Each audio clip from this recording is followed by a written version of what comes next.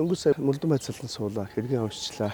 Би чинь 20 хэдэн жилийн өмнө цэргийн их сургуульд багш танхимын хэлэгчээр ажиллаж байхдаа өмгөөлийн тактик гэдэг хичээлийг бол хичээлийн хөтөлбөрт нь бол оруулж илаа. Тэгэл тэрнээс хойш тэгэл тасралтгүй тактиклал явж штэ тий.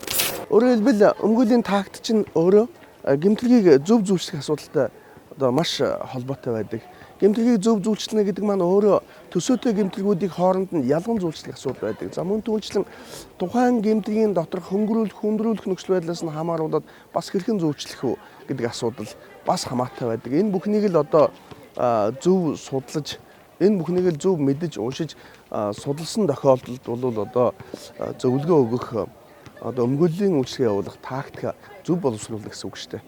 Ер нь бол хүн эрх зүйн байдлаа дээрдүүлэх гэж л зөвлөгөө авдаг байхгүй юу?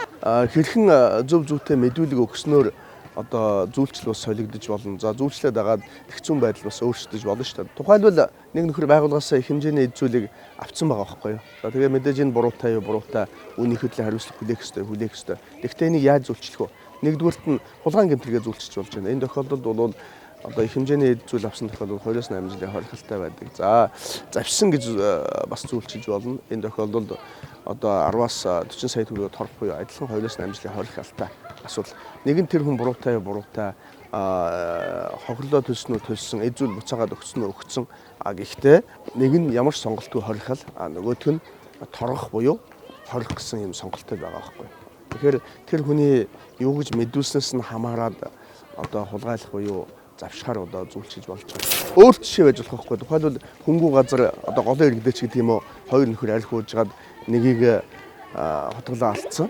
За тэгээд тэр хүний мэдүүлгээс хамаарад хэрхэн зүйлчлэх асуудал яригдж байгаа байхгүй юу. Тухайлбал энэ дээр санаатай хүн бусдыг алах, за сэтгэл санаа зочилсон, давчилсны улмаас бусдыг алах, за болгоомжгүй хүн алах, за аргагүй хамгаалт тийм ээ. Өөрөөр хэлбэл тэр хүн юу гэж мэдүүлснээс хамаарад эрх зүйн байдал нь өөр болж байгаа байхгүй юу. Манай хуулийн чинь өмгөөлөгч прокурор тэгшэрхийн үндсэн дээр одоо мэтгэлцнээ гэдэг заадаг. Гэхдээ яг бодит байдлаар бол боломжтой хязгаарлагдсан шүү дээ. Өөрөөр хэлбэл гин буруутай гэж үзээд мөрдөгч прокурор тийм ээ хэргийг яллах талын баримтыг цуглуулад шүүхтэр гин буруутай гэж үзээд аваад ирсэн байхгүй юу. Тэгээд хэргийг боогод дуусны дараа л өмгөөлөгч хэргийг үздэг. Энэ маань юу гэсэн үг вэхээр өвсөн дотроос зүү хайхтай ижилхэн одоо нэг мэдүүлэг нөгөө мэдүүлэхийг зөвлөж байна. Эсвэл энийг ингэх ёстой юм байна. Эсвэл ийм дүгнэлтэнд хүрж ийн гэж байна гэж ярьж байгаа болохоос биш тэгш хэрэгтэй одоо цагаатах талын платформыг цуглуулга явахгүй юу.